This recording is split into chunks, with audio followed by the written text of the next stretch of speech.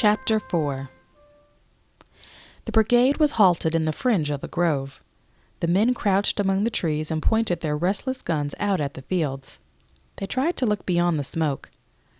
Out of this haze they could see running men. Some shouted information and gestured as they hurried. The men of the new regiment watched and listened eagerly, while their tongues ran on in gossip of the battle. They mouthed rumors that had flown like birds out of the unknown. They say Perry has been driven in with big loss. Yes, Garrett went to the hospital. He said he was sick. That smart lieutenant is commanding G Company. The boys say they won't be under Garrett no more if they all have to desert. They always knew he was a...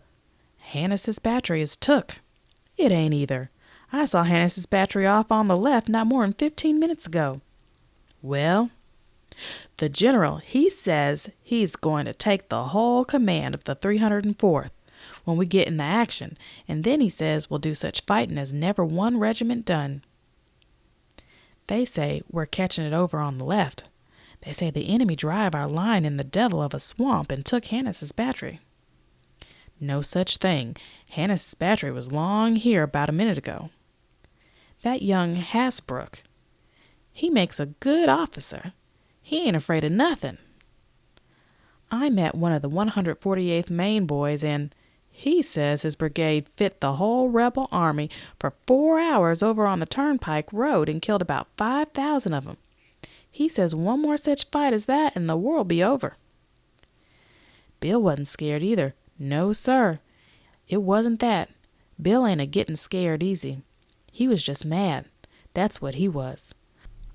When that feller trod on his hand, he up and said that he was willing to give his hand to his country, but he'd be dummed if he was going to have every dumb bushwhacker in the country walking round on it. So he went to the hospital disregardless of the fight.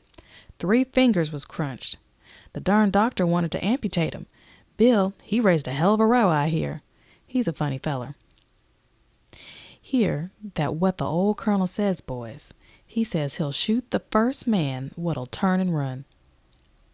He better try it. I'd like to see him shoot at me. He wants to look for his own self. He don't want to go around talking big. They say Perry's division's a-giving 'em thunder. Ed Williams over in Company A, he says the rebels will all drop their guns and run and holler if we once give 'em one good licking. Oh, thunder! Ed Williams, what does he know? Ever since he got shot at on picket, he's been running the war. Well, hear the news, boys. Cockwright's crushed the whole rebel right and captured 2 whole divisions. We'll be back in winter quarters by a short cut tomorrow. I tell you, I've been all over that there country where the rebel right is, and it's the nastiest part of the rebel line. It's all mussed up with hills and little damn creeks. I'll bet my shirt Cockwright never harmed him down there. Well, he's a fighter, and if they could be licked, he'd lick 'em. The din in front swelled to a tremendous chorus. The youth and his fellows were frozen to silence. They could see a flag that tossed in the smoke angrily.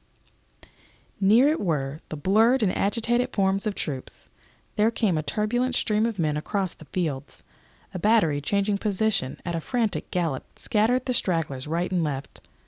A shell, screaming like a storm banshee, went over the huddled heads of the reserves. It landed in the grove and, exploding, redly flung the brown earth.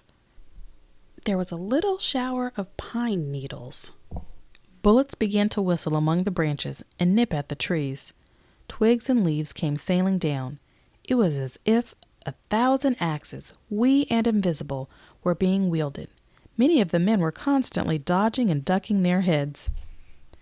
The lieutenant of the youth's company was shot in the hand. He began to swear so wondrously that a nervous laugh went along the regimental line. The officer's profanity sounded conventional. It relieved the tightened senses of the new men. It was as if he had hit his fingers with a tack hammer at home. He held the wounded member carefully away from his side so that the blood would not drip upon his trousers. The captain of the company, tucking his sword under his arm, produced a handkerchief and began to bind with it the lieutenant's wound, and they disputed as to how the binding should be done. The battle flag in the distance jerked about madly. It seemed to be struggling to free itself from an agony. The billowing smoke was filled with horizontal flashes. Men running swiftly emerged from it. They grew in numbers until it was seen that the whole command was fleeing. The flag suddenly sank down as if dying. Its motion, as it fell, was a gesture of despair. Wild yells came from behind the walls of smoke. A sketch in gray and red dissolved into a mob-like body of men who galloped like wild horses. The veteran regiments on the right and left of the 304th immediately began to jeer. With the passionate song of the bullets and the banshee shrieks of shells were mingled loud catcalls and bits of facetious advice concerning places of safety. But the new regiment was breathless with horror. "God, Saunders got crushed," whispered the man at the youth's elbow. They shrank back and crouched as if compelled to await a flood. The youth shot a swift glance along the blue ranks of the regiment. The profiles were motionless, carven, and afterward he remembered that the color sergeant was standing with his legs apart, as if expected to be pushed to the ground. The following throng went whirling around the flank. Here and there were officers carried along on the stream like exasperated chips.